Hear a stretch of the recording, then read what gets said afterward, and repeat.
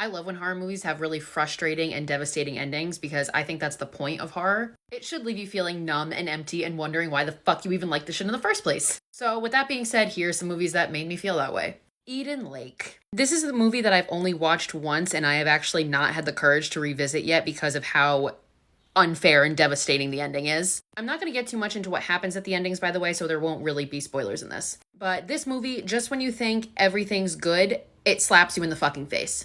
Would you rather? I truly believe this is one of the most devastating endings in horror history because you get to the ending and it's like you went through all that for fucking nothing. But if you ask most horror fans what the most unfair and most devastating ending is in horror, I guarantee you most people would say The Mist. And I do agree with that. I think that the end of this movie may have been the most frustrated I've ever felt watching a movie. Like, jaw to the floor, shocking. This is one of those movies where you watch it every time hoping for the ending to turn out differently, and obviously it just never does. I'm obsessed with the movie Martyrs. I think this is like the greatest, most beautiful cinematic masterpiece of all time. And I think one of the reasons I love it so much is because of how frustrating and ambiguous the ending is. Like that final line where the madam says, keep doubting, fucking, I hear that shit in my sleep. And it's so frustrating because we'll never know. Night of the Living Dead has one of the most iconic and devastating endings in horror movie history, and movie history in general. This is one where like the character does everything right and it still ends up badly. And it's so frustrating and just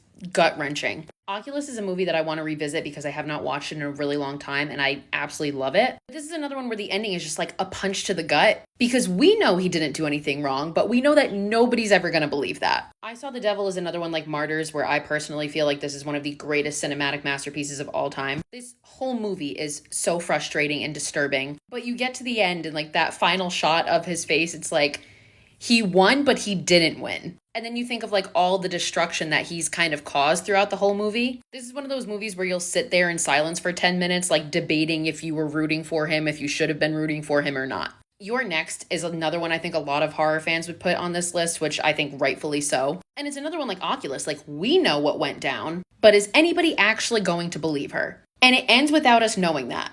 So we're just left wondering what her fate is, which is incredibly frustrating. Speak No Evil is a movie where the ending is just so bleak and it's just a fucking punch to the gut. Were the parents in this movie completely stupid? Yes. And I fucking hated them the whole time. And the whole thing could have been avoided had they just made better choices. But regardless, that ending, it's just something else. There are very few movies that have made me feel the amount of emotions that Train to Busan made me feel. Anger, hatred, sadness, anxiety, despair, you name it, you fucking feel it. And the ending of this movie will have you sobbing like a fucking baby. And finally, this whole movie is frustrating, but that ending fucking look makes me want